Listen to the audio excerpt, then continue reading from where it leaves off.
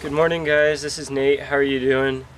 So if you remember from my last repair video, when I was replacing the coolant bypass valve, I broke a couple of vacuum lines. Today is actually the next morning, so I went ahead and picked up some new vacuum hose from the auto shop, and I'm gonna go ahead and replace those lines. I might replace a couple lines that look like they're in need of replacing, and then I'm going to go ahead and put it all back together. So I'm going to go ahead and show you vacuum tube replacement on a 1999 to 2004 Saab, and let's get started. Now it's kind of hard to see guys, but that's the canister and those are the two lines that I broke. You can see one here on this side and then there's another one down here below. One of those comes down here to the throttle body right here, and the other line wraps all the way around the engine to this canister here on the turbocharger. So I'm going to go ahead and replace those two lines and put everything back together from last repair video. So I went ahead and showed you guys first because it's going to be really hard to see me doing this, but pretty much all you want to do is push the new vacuum tube onto the old connection spot, coil it around to where it hooks into, cut it off at the right length, and then hook it into the next vacuum tube spot.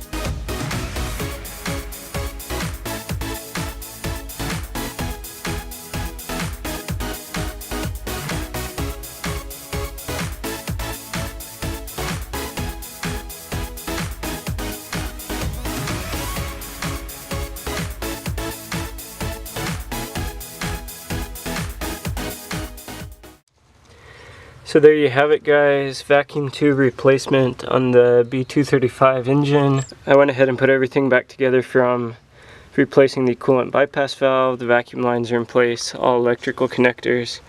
This car is ready to roll, so.